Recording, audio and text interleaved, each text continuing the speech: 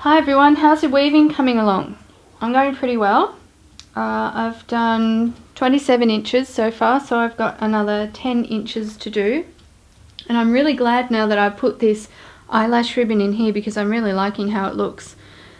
I did realise in my last video that when I was advancing the warp, you couldn't actually see what I was doing at the back of the loom. So let me repeat that for you so that you can see up close what I was actually doing.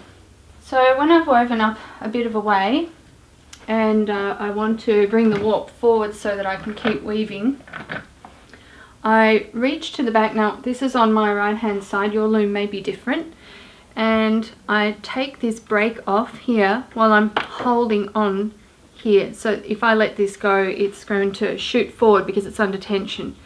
So I let that go just a couple of dents forward, put the break back on, and then come to the front. I don't need to touch that break, I can just wind this. Because of the way that's set up, when I wind it, it stays under tension, so it's ready to go. So we'll have a look at that close up just in case you need it. So here we go, up close, holding on to this part, which some people call a crank, some people call a pole, ratchet maybe, and letting the break off while you're holding on to this, turning it just a little way, then putting the break back on.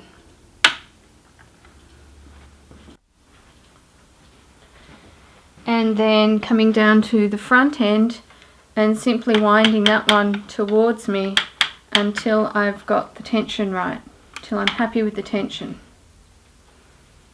You might also wonder, how far forward should I actually wind my warp?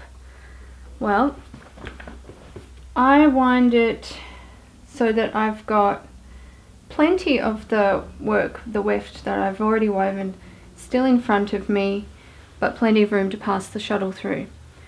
Now if I, for example, take the warp and wind it, if you're just beginning, you might feel like you're supposed to wind it right up to almost to the line where you're sitting. Well, that could kind of make it hard to beat. Let's have a look.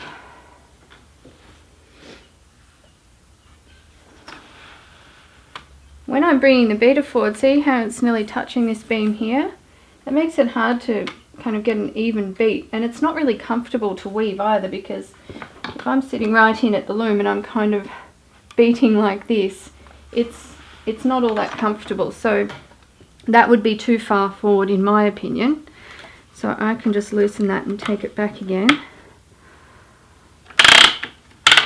And you might also wonder, when should I advance the warp?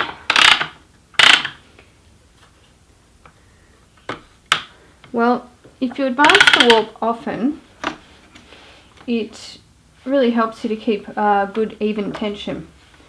So I would definitely be advancing by this point. And also once you get up to this point, it starts to get a bit tricky to get the shuttle through. You have to kind of manipulate it through. So yes, you can keep weaving at this point, but why not just advance your warp? It's so easy to do. It takes a couple of seconds.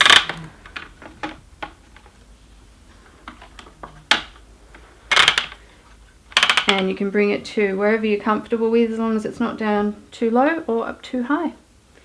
So I hope your bag's coming along really well. It's been really interesting reading your comments on the Facebook page and seeing where everyone's up to. Some of you are absolute beginners and some of you have shot ahead and have nearly finished weaving your bags already. So it's really interesting to see. And keep the comments coming. It's a lot of fun so far. The next video will be about finishing off the weaving part, taking it off the loom, and then we are going to wet finish. So you can look forward to that.